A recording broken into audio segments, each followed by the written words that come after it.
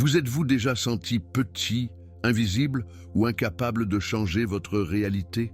Vous êtes-vous demandé si Dieu parle toujours, si vous choisissez toujours des gens ordinaires pour accomplir des fins extraordinaires?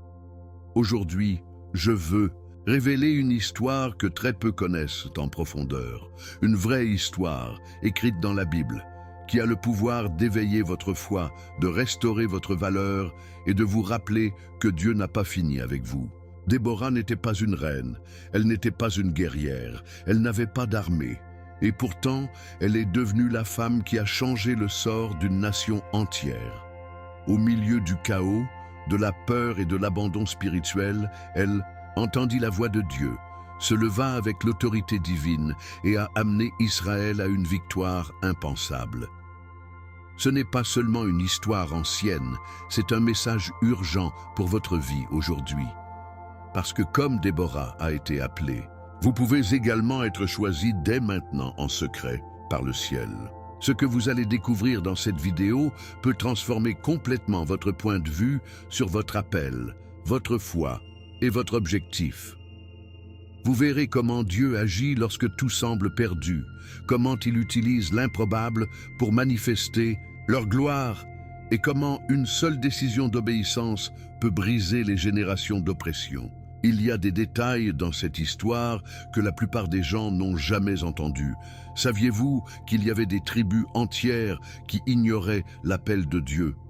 Saviez-vous que la victoire n'était pas scellée avec une épée, mais avec un pieu entre les mains d'une femme qui ne faisait même pas partie de l'armée? Tout cela est dans la Bible et nous l'explorerons pas à pas, avec de révélations qui frissonneront votre esprit. Cette vidéo n'est pas une narration simple, c'est une invitation divine à éveiller votre objectif caché. Alors, restez jusqu'à la fin, car il y a un mot de Dieu réservé uniquement à vous. Pendant 20 longues années, Israël a traversé une vallée d'obscurité spirituelle, enveloppée dans un nuage dense de désobéissance et oubliant Dieu. Le peuple élu, celui qui avait été libéré par la puissante main de Dieu d'Égypte, vivait maintenant sous le joug du roi cananéen Jabin et terrifié par son général Sisara. Ce n'était pas seulement une période d'oppression physique, mais aussi de l'effondrement spirituel. Les routes étaient des villages vides et déserts, et la peur régnait comme un homme cruel. La foi du peuple semblait avoir disparu, comme la vapeur qui se dissipe dans le vent. La Bible, dans les Juges 4, nous montre un portrait sombre d'un peuple qui avait tourné le dos à Dieu, changeant sa présence glorieuse pour des idoles comme Baal et Astarté. Et quand la lumière de la foi s'éteint, le chaos se saisit. C'était une époque où les cieux ressemblaient au bronze, et le silence divin a blessé le cœur de ceux qui se souvenaient encore de l'Alliance. Dans ce scénario sombre, le cœur d'Israël était divisé. Beaucoup se sont installés, acceptant l'oppression dans le cadre de la routine, tandis que d'autres murmuraient, incapables de reconnaître que la distanciation de Dieu était la véritable cause de sa douleur. Combien de fois, comme eux, nous éloignons du mot, nous mettons de côté la prière et, sans s'en rendre compte, nous sommes piégés par des yoks modernes que le monde nous impose. Problèmes financiers, vices, relations brisées, tout cela peut être le reflet d'un cœur qui a cessé de chercher une direction divine. L'histoire d'Israël en ce moment est un miroir pour quiconque vit loin de la Bible et de la présence de Jésus-Christ. Sans Dieu, le peuple d'Israël était devenu vulnérable. Ils avaient oublié la promesse, l'alliance et, le pire de toutes, au Dieu qui ne les avait jamais abandonnés. Et même au milieu de cette obscurité, il y avait un fil d'espoir silencieux. Parce que Dieu, bien qu'il semble absent, n'est jamais loin, observe-t-il. Il écoute le cri de ceux qui croient encore. Et donc, au milieu du désespoir, un nouveau chapitre a commencé à être écrit dans l'histoire d'Israël. Une histoire qui démontre, une fois de plus, que la loyauté du Seigneur est plus grande que le péché de l'homme. Il est intéressant de voir comment la Bible nous montre toujours ce modèle. Les gens quittent, récoltent les conséquences, crient, et Dieu, plein de miséricorde, élève un libérateur. Et dans ce cas, il a choisi quelqu'un que personne ne s'attendait, une femme, Cela nous montre déjà quelque chose de puissant. Dieu ne se limite pas aux attentes humaines. Il voit le cœur, la disposition, la foi.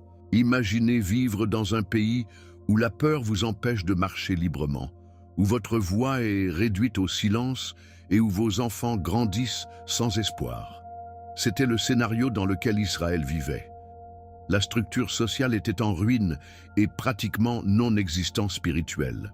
Chacun a fait ce qui semblait bon à ses propres yeux, comme décrit dans les Juges 17, 6. Il n'y avait pas de référent, il n'y avait pas de fondation. Cela nous apprend que lorsque la foi cesse d'être le centre d'une nation, tout s'effondre. Et cette réalité n'est pas si loin de nous. Combien de fois ne percevons-nous pas comment le monde d'aujourd'hui reproduit ce cycle? L'ablation de la Bible, le mépris des valeurs enseignées par Jésus-Christ et l'augmentation de la violence, de l'anxiété et du désespoir. Mais c'est là que la beauté de la grâce de Dieu entre. Il n'oublie pas son peuple, même lorsque les gens l'oublient. Et quand tout semblait perdu, il préparait déjà quelqu'un à se lever en réponse, quelqu'un qui ne s'est pas démarqué pour sa force physique, mais par son intimité avec le plus élevé. Le sombre panorama était sur le point de changer, non pas à cause du mérite humain, mais pour une intervention divine. Et tout commencerait par une femme, une prophétesse, un juge, un chef spirituel qui a écouté la voix de Dieu et a guidé le peuple à la foi. Et précisément à ce sujet, nous parlerons ci-dessous, au milieu du chaos et de l'obscurité, qui fouettait Israël, alors que tout semblait perdu et que les chefs traditionnels avaient fait taire. Dieu a décidé d'élever une voix inattendue, une femme. Son nom était Déborah. Non seulement elle était une prophétesse, mais aussi la juge, la seule femme qui a occupé ce poste dans toute la Bible. Son histoire se trouve dans les Juges 4 et sa vie nous enseigne que Dieu ne regarde pas les apparences, mais la disposition du cœur. Alors que les hommes se sont cachés et que la nation s'effondrait spirituellement, cette femme est restée ferme dans la foi, écoutant la voix de Dieu, discernant ses instructions et guidant le peuple au milieu de l'incertitude. Elle n'a pas cherché le pouvoir ni la reconnaissance, mais était un fidèle serviteur au service de Dieu. Et cela suffisait pour que le ciel le choisisse comme instrument de libération. Déborah a jugé le peuple sous un palmier, symbole de justice, de paix et de justice. À une époque où la foi semblait éteinte, elle était une phare par l'Esprit de Dieu. Il est impressionnant de voir comment Dieu agit d'une manière qui contredit notre logique humaine. Dans une époque dominée par des structures patriarcales, il choisit une femme pour être un guidage spirituel et dirigeant. Qu'est-ce qui nous apprend cela? Que lorsque quelqu'un se rend vraiment à la présence de Dieu, il n'y a pas de barrière sociale, culturelle ou historique qui peut empêcher son appel. La foi authentique brise les paradigmes. Jésus-Christ lui a également enseigné quand il a traité les femmes avec dignité et les a inclus dans son ministère, comme Maria Magdalena qui a été témoin de sa résurrection. Déborah n'avait pas besoin de manier une épée pour être forte. Sa force était dans sa communion avec Dieu, dans son oreille réglée au ciel et dans son courage de parler quand tout le monde était silencieux. Elle ne se cachait pas derrière des excuses. Il avait de la clarté, du but et de la certitude ferme. Dieu parlait toujours et avait toujours un plan pour Israël, même lorsque beaucoup l'avaient oublié. Et le plus profond de tous est que Déborah n'a pas agi depuis sa propre sagesse. Elle a reçu des révélations directement de Dieu. Il n'était pas un leader basé sur les stratégies humaines, mais une femme guidée par la voix de l'Esprit. Cela a fait toute la différence. Dans les Juges 4-6, elle envoie Barak avec des instructions claires qui venaient du ciel. Combien de fois avons-nous envie d'avoir une direction dans nos vies, mais ne passons-nous pas de temps à écouter la voix de Dieu? Déborah nous montre que la sagesse spirituelle ne vient pas de la connaissance intellectuelle, mais d'une vie de prière, d'intimité et de sensibilité à la présence divine. Si vous voulez une direction pour votre vie, votre mariage, votre travail ou votre ministère, suivez l'exemple de cette femme. Cherchez constamment Dieu. Elle ne s'est pas déplacée par des émotions, mais par une conviction spirituelle, et c'est l'une des marques les plus évidentes de ceux qui marchent avec Jésus-Christ. Une autre caractéristique qui nous a un impact sur la vie de Déborah est son humilité. Malgré l'autorité spirituelle et civile, il ne s'est jamais mis au-dessus du peuple. Il était respecté, oui, mais aussi accessible. Il n'a pas régné avec une main dure, mais avec la sagesse, la patience et le discernement. Elle était mère en Israël, comme elle se décrit dans les Juges 5-7. Cette maternité spirituelle révèle un cœur qui prend soin, qui protège, qui interdit. Déborah a non seulement dirigé, elle aimait le peuple de Dieu. Dans les moments où les juges étaient mieux connus pour leur conquête militaire, Déborah nous rappelle que le vrai leadership spirituel est né du service et de la compassion.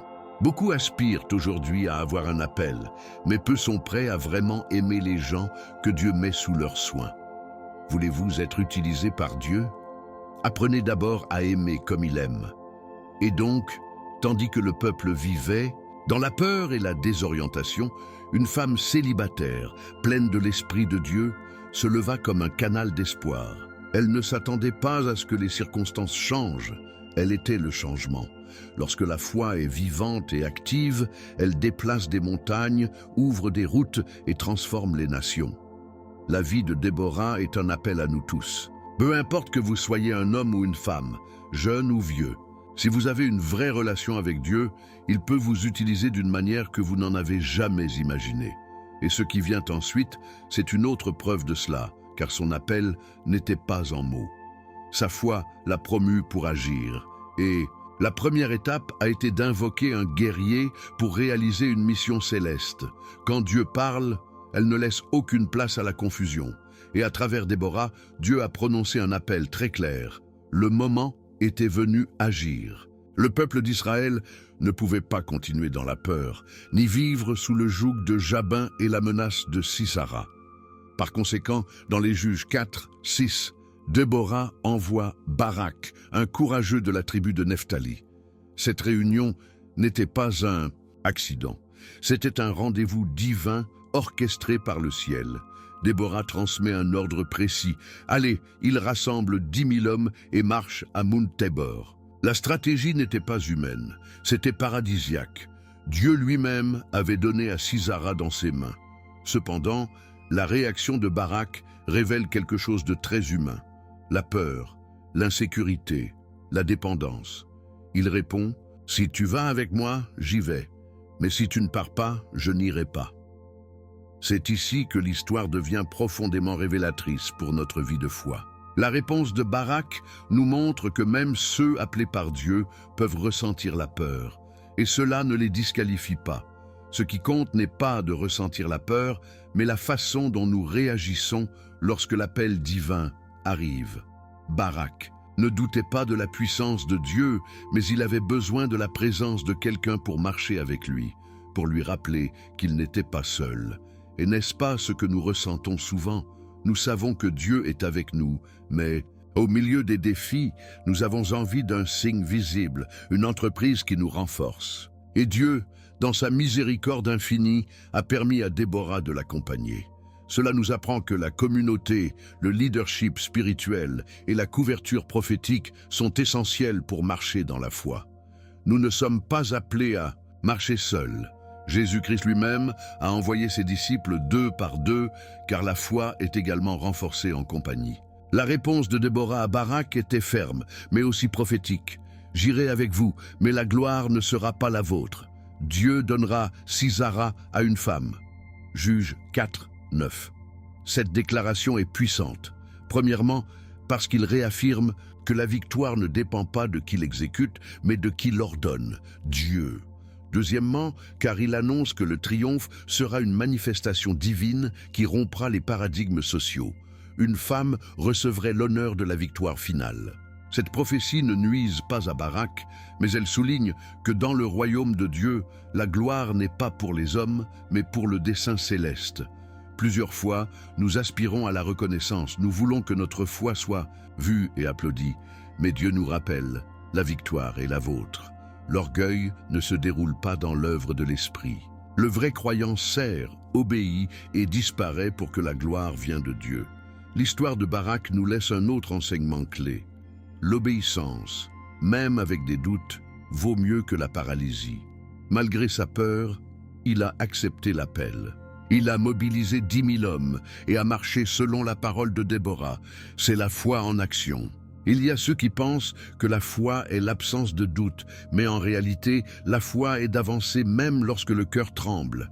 La Bible est pleine d'hommes et de femmes qui ont obéi sans avoir toutes les réponses. Abraham est sorti sans savoir où il allait, Moïse est retourné en Égypte malgré son bégaiement, et maintenant, Barak monte le mont Tabor, faisant confiance à une promesse divine. Si Dieu vous a appelé, ne vous attendez pas à vous sentir complètement préparé. Il n'appelle pas les formés, il permet à ceux qui répondent avec la foi. Et plusieurs fois, le seul signe que vous recevrez sera un mot dans votre esprit qui dit « Je suis avec vous ». Ce moment marque le début d'une révolution spirituelle. Les gens cachés ont commencé à s'organiser. Les armées de Dieu étaient alignées non pas par leur force, mais par leur foi.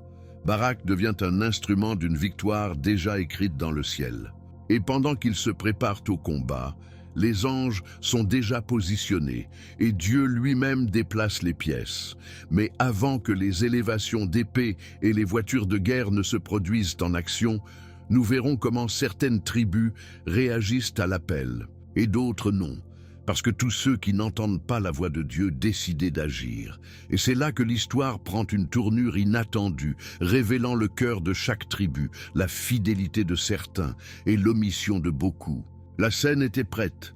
10 000 hommes des tribus de Nephtali et de Zabulon avaient rejoint Barak, obéissant à l'appel de Dieu par Déborah. C'était un signe clair que la foi a encore brûlé dans le cœur de certains Israélites. Cependant, tout le monde n'a pas répondu. Des tribus comme Ruben, Gad et Dan sont restées sur la touche, préoccupées par leurs intérêts, piégées dans le confort ou simplement paralysées par la peur. La chanson Déborah dénoncera plus tard cette omission. Juges 5, 16, 17. Mais ceux qui se sont levés l'ont fait avec courage, sachant que cette bataille n'était pas seulement contre une armée, mais contre un système d'oppression qui a nié la souveraineté de Dieu. Mount Tabor, qui a élevé comme une sentinelle dans la région du nord d'Israël, est devenu le stade de l'une des victoires les plus choquantes de l'histoire biblique. Pas à cause des armes, mais pour une intervention divine. Sisara, commandante Canaano, était convaincu de sa supériorité. Il faisait confiance aveuglément dans ses 900 voitures de fer, une progression militaire écrasante à l'époque.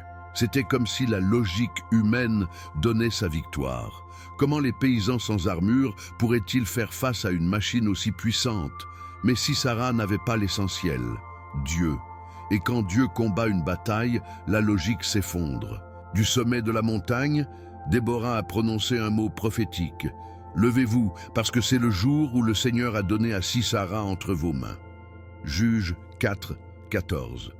Et avec ce mot, le ciel bougea. Une tempête surnaturelle a commencé. Les rayons, le tonnerre et une pluie torrentielle ont soudainement chuté, transformant les routes en rivières de boue. La rivière Sisson a débordé. Les voitures en fer, qui semblaient invincibles, étaient inutiles. La création elle-même a été mise au service du plan de Dieu. Ce détail est crucial.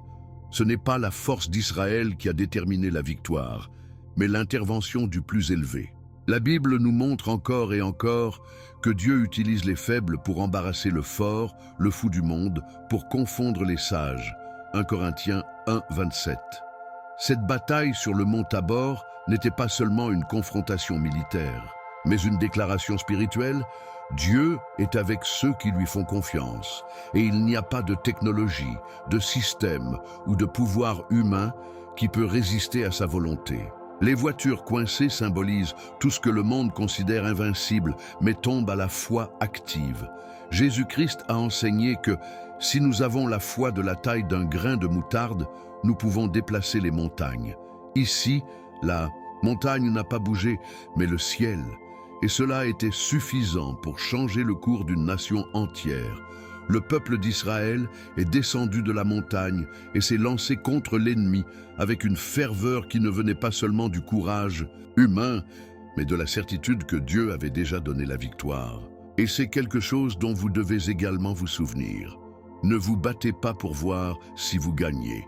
Les combats de la victoire qui ont déjà été déclarés par Dieu.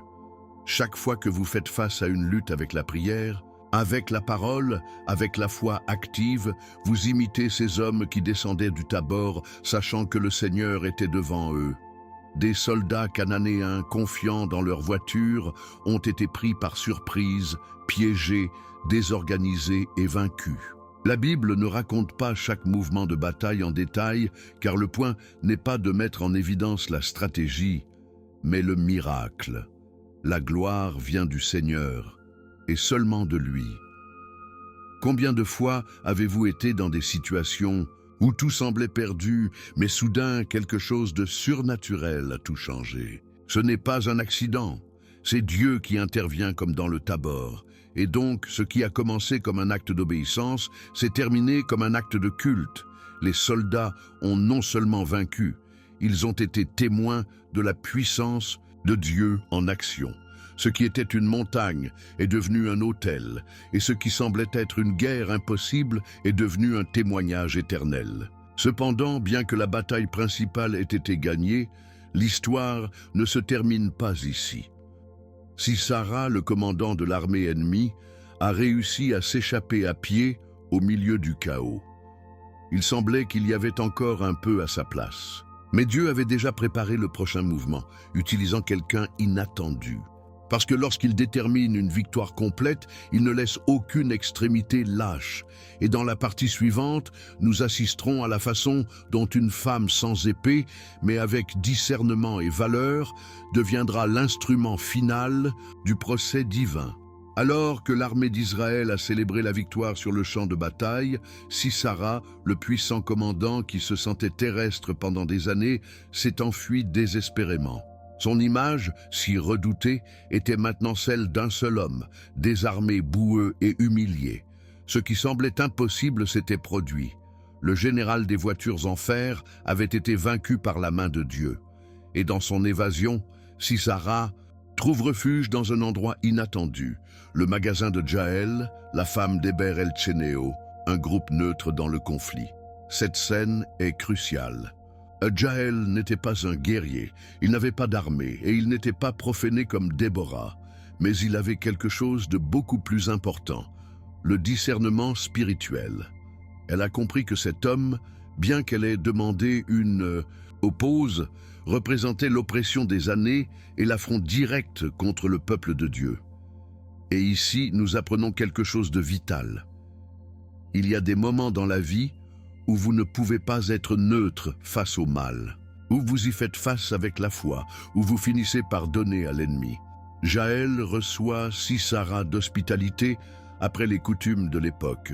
Il demande l'eau, mais elle offre du lait, un geste subtil qui révèle l'intelligence et une préparation. La fatigue le surmonte et Sisera tombe rapidement dans un sommeil profond. Ce qui se passe plus tard semble tiré d'une histoire de guerre, mais est enregistré clairement dans la Bible, dans les Juges 4, 21. Jaël prend un pieu du magasin et d'un marteau, et le clouant dans le temple de Sisera, le tue.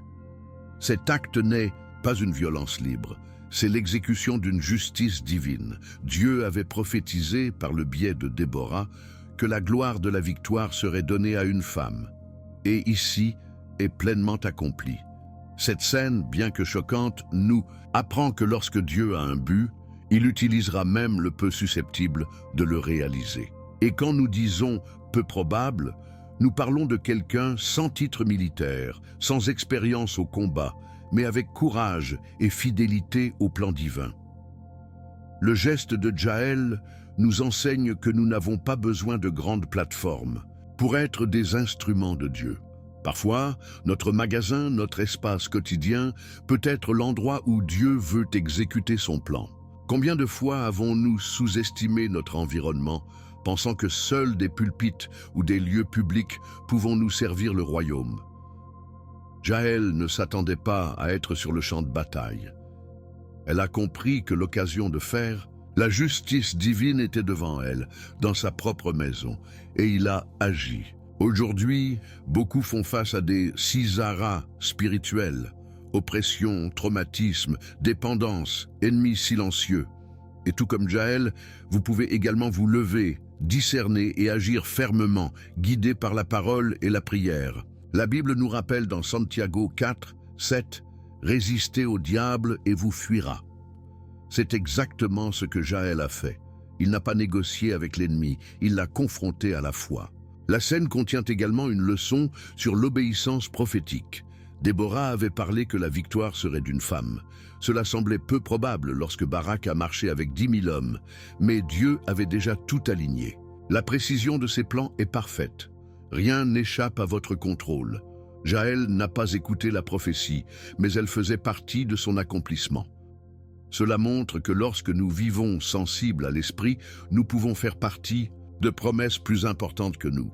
Dieu continue d'utiliser des personnes simples pour fermer les cycles, pour mettre fin aux chaînes qui ont des générations opprimées. La mort de Sisara n'était pas seulement une victoire physique, c'était un signe spirituel. L'ennemi n'a plus eu lieu parmi le peuple de Dieu. L'oppression était terminée et la justice avait prévalu. La foi, une fois de plus, avait triomphé. Et donc, sans épée, sans armée et sans renommée antérieure, une femme de son magasin personnel a scellé la victoire d'un peuple entier. Jaël est devenue l'héroïne de ne pas chercher gloire, mais pour avoir obéi au moment divin. Son histoire nous met au défi d'être attentifs, pas à ignorer les opportunités que Dieu met avant. Vous n'avez pas besoin d'être comme les autres. Vous devez être disponible en tant que Jaël. Et tandis que le corps de Sisara gisait sur terre, le ciel a célébré l'accomplissement d'une promesse. Mais cette histoire ne se termine pas en silence. Le chapitre suivant ressemble à une chanson, une éloge qui non seulement raconte les faits, mais exalte aussi Dieu comme le vrai protagoniste. Parce que lorsque Dieu travaille, il est juste de chanter. Et c'est précisément ce que Déborah fera alors. Après la grande victoire sur Sisara, le peuple d'Israël n'a pas simplement continué avec leur vie comme si rien n'était. Non. Quelque chose d'aussi profond et surnaturel méritait d'être rappelé, célébré et, surtout, reconnu comme une œuvre directe de Dieu. C'est alors que Déborah, avec Barak, chante l'un des hymnes les plus puissants et les plus anciens de toute la Bible, le Cancal de Déborah, enregistré dans les Juges, chapitre 5. Cette chanson n'est pas seulement une chanson. C'est une proclamation prophétique, une chronique spirituelle, une exaltation au Dieu qui se bat pour son peuple. Dans ces versets, ceux qui ont agi avec foi sont honorés. Ils réprimandent ceux qui étaient des responsabilités. Et il est établi que c'est Dieu qui a orchestré chaque détail de la victoire. Parce que lorsque la foi devient de l'action, le résultat est digne d'adoration. Cette chanson nous rappelle que la célébration est aussi sacrée que d'obéir. C'est honorer Dieu de nos paroles après la victoire est une partie essentielle de la vie de la foi. La chanson commence par une déclaration qui secoue l'âme, parce que les princes se mettent au front en Israël, parce que les gens offraient volontairement, bénissent le Seigneur. Juges 5, 2. Cette phrase contient une vérité clé. Lorsque des dirigeants courageux se lèvent et que les gens réagissent avec disposition, Dieu se manifeste. Il n'y a pas de gloire personnelle, seulement la reconnaissance du pouvoir divin. Déborah ne chante pas pour sa grandeur et elle n'exalte pas son rôle, elle dirige chaque note de Dieu. Quel exemple puissant pour nous! Combien de fois avons-nous reçu des bénédictions, des victoires, de la guérison, et nous avons oublié de louer celui qui les a rendues possibles. La chanson Déborah nous apprend à retourner au centre, pour placer Dieu sur le trône qui lui correspond dans nos cœurs. Parce qu'il est l'auteur de chaque miracle, de chaque opportunité, de chaque nouvelle aube que nous apprécions. Dans la chanson, il y a aussi des moments de réflexion profonde et de confrontation. Déborah mentionne les tribus qui ont répondu à l'appel, Zabulon, Nephtali, et honore sa valeur. Mais il mentionne aussi, malheureusement, ceux qui ont décidé de ne pas participer. Ruben, Galaad, Dan, Azer. Cela nous apprend que l'omission est également vue par Dieu. Rien au moment clé de l'histoire spirituelle n'a également des conséquences. Combien de fois avons-nous ressenti l'appel à agir, que ce soit pour prier pour quelqu'un, partager un mot de foi ou simplement aider les nécessiteux, et avoir choisi le silence ou le confort? Cette chanson est une exhortation. Il nous appelle à l'action, ne pas être des spectateurs de ce que Dieu fait, mais des participants actifs. La foi sans œuvres est morte, et les gens qui se taisent à l'époque du combat perdent l'occasion de voir la gloire de Dieu de près. L'une des parties les plus choquantes de la chanson est l'exaltation de deux femmes, Déborah et Jaël. Les deux deviennent des symboles d'obéissance, de courage et de foi. Jaël, en particulier, est décrit comme « béni parmi les femmes », Juge 5, 24, un titre qui sera également utilisé des siècles plus tard pour Marie, mère de Jésus. Quel beau parallèle, les femmes communes, dans les endroits communs qui deviennent des instruments de l'extraordinaire pour leur disposition d'agir selon la volonté de Dieu. Cela nous montre que le rôle que vous jouez, votre âge, votre histoire ou vos ressources n'a pas d'importance. Si vous êtes aligné sur le but de Dieu, il vous utilisera. La chanson n'est pas seulement l'histoire ancienne, c'est une invitation actuelle pour tous ceux qui souhaitent vivre une foi active et dynamique. Une vie où chaque victoire est suivie d'un chant sincère de gratitude. La chanson se termine par une image puissante. Ainsi tous vos ennemis périrent, ô Seigneur, mais ceux qui vous aiment, comme le soleil quand il sort dans sa force. Juge 5, 31.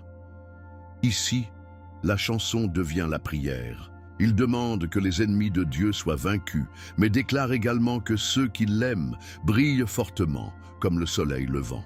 C'est la récompense de la fidélité, une vie qui rayonne la lumière, qui transforme ce qu'elle touche, ou qui marque les générations. Lorsque vous vivez selon la foi, lorsque vous faites de votre guide et de Jésus-Christ votre exemple, votre vie devient une chanson vivante. Et bien que cette mélodie spirituelle ait marqué la fermeture d'une ère d'oppression, elle a également semé les bases d'un nouveau temps de paix. Un héritage qui ne se termine pas par une chanson, mais continue dans les traces d'une femme qui s'appelait mère en Israël. L'héritage de Déborah ne peut pas être mesuré uniquement par une victoire militaire ou par la chanson qui a chanté avec Barak. Son impact va bien au-delà du champ de bataille. Elle a été appelée mère. En Israël, Juge 5, 7, une expression qui révèle la profondeur de sa direction spirituelle.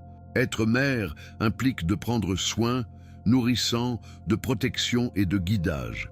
Déborah n'a pas statué d'un trône, mais du cœur. Son autorité ne venait pas de la force, mais de la communion avec Dieu. Son influence ne s'est pas limitée au moment de guerre, mais s'est étendue à l'époque de la paix, lorsque des décisions sages étaient nécessaires, lorsque les gens avaient besoin de direction, de confort ou de correction. C'est le vrai leadership spirituel. Être présent, écouter, intercéder et parler avec la vérité. Déborah nous enseigne qu'il n'est pas nécessaire d'imposer pour influencer. Il suffit de vivre en connexion constante avec Dieu et de refléter son caractère dans chaque action. L'une des grandes leçons qui nous laisse Déborah est que la sagesse spirituelle est plus puissante que n'importe quelle puissance terrestre. À une époque dominée par la violence, l'idolâtrie et l'oppression, elle est restée ferme dans la foi, écoutant la voix de Dieu et guidant la justice. Il n'était pas connu pour brandir des armes, mais en soulevant le mot. Son exemple nous montre que les vraies batailles sont gagnées dans la prière, que les dirigeants les plus efficaces sont ceux qui se rendent d'abord à Dieu. Aujourd'hui, plus que jamais, nous avons besoin de dirigeants comme Déborah, des gens qui ne cherchent pas d'importance, mais la fidélité du but divin. Les gens qui connaissent la Bible, qui vivent selon l'exemple de Jésus-Christ et restent fermes, même lorsque tout ce qui les entoure semble s'effondrer. Déborah était ce type de personne, et sa vie nous inspire à être également des instruments de transformation spirituelle. Son histoire brise également les schémas et détruit les stéréotypes. Dans une culture profondément patriarcale, Dieu a élevé une femme pour diriger, juger et prophétiser. Ce n'était pas une coïncidence ou une exception. C'était une déclaration divine. Dieu peut utiliser celui qu'il veut, comme il veut et quand il le veut. La foi n'a pas de sexe et l'onction n'est pas limitée par les structures sociales. Déborah n'a pas cherché le pouvoir, mais a été habilitée par le ciel. Combien de fois nous sentons-nous que nous ne sommes pas suffisants pour ce que Dieu nous demande? Combien de fois doutons-nous de notre appel à ce que les autres peuvent penser? L'histoire de Déborah nous donne la liberté. Si Dieu vous a appelé, lui-même vous soutiendra. Peu importe si vous êtes un homme ou une femme, jeune ou vieux, fort ou faible. Ce qui compte, c'est votre volonté d'obéir et de marcher avec lui. C'est la véritable marque des élus. De plus, l'héritage de Déborah nous rappelle que les temps de paix sont également le résultat d'une foi active. Après la victoire contre Sisera, Israël a vécu 40 ans de paix. Juges 5, 31. 40 ans où son influence s'est sentie, où sa direction a aidé à reconstruire la nation de l'intérieur. Parce qu'il ne suffit pas de gagner une bataille. Il est nécessaire de savoir comment gouverner dans le calme, construire une stabilité et maintenir la flamme de la foi en vie. Déborah a non seulement inspiré ses contemporains, son histoire continue d'inspirer les générations. Cela nous montre que la vraie foi conquiert non seulement les ennemis externes, mais transforme les cœurs, restaure les communautés et les truie. Son héritage n'est pas enfermé dans un texte ancien, mais vit chaque fois que quelqu'un choisit d'obéir à Dieu, d'écouter sa voix et d'agir avec courage en son nom. Et donc, nous atteignons la fin de ce voyage, pas avec un point final, mais avec une invitation ouverte. Êtes-vous prêt à être comme Déborah? Êtes-vous prêt à écouter la voix de Dieu, même si vous contredisez vos attentes? Avez-vous le courage de vous lever en période de confusion et d'être une lumière? Une voix, un guide? L'héritage de Déborah est vivant parce qu'il y a encore des gens qui répondent à l'appel divin avec foi, sagesse et cœur volontaire. Que son histoire vous inspire à faire partie de cette génération qui non seulement croit, mais agit. Cela prie non seulement, mais obéit. Cela admire non seulement les héros de la foi, mais devient l'un d'eux. Et maintenant que vous connaissez son histoire, il est temps de regarder à l'intérieur et de vous demander quel héritage laissez-vous. Maintenant que vous connaissez l'histoire de Déborah, je veux vous poser une question directe. Pensez-vous que Dieu vous appelle également à vous lever au milieu du chaos? Pensez-vous qu'il y a quelque chose en vous qui dormait, mais qu'aujourd'hui a commencé à se réveiller? Déborah n'a pas fait exception.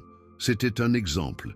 Et si Dieu a utilisé sa vie pour apporter la liberté à un peuple entier, pourquoi ne pouvait-il pas faire de même avec vous? J'adorerais lire dans les commentaires dont une partie de cette histoire a touché votre cœur, ou si vous avez déjà senti que Dieu vous a appelé à faire quelque chose qui semblait plus grand que vous. Partagez votre expérience, votre réflexion ou même votre prière. Ce canal est une communauté de foi et votre témoignage peut être l'étincelle qui inspire quelqu'un d'autre. Si cette vidéo vous a parlé d'une manière ou d'une autre, ne partez pas sans vous abonner à la chaîne et activer les notifications.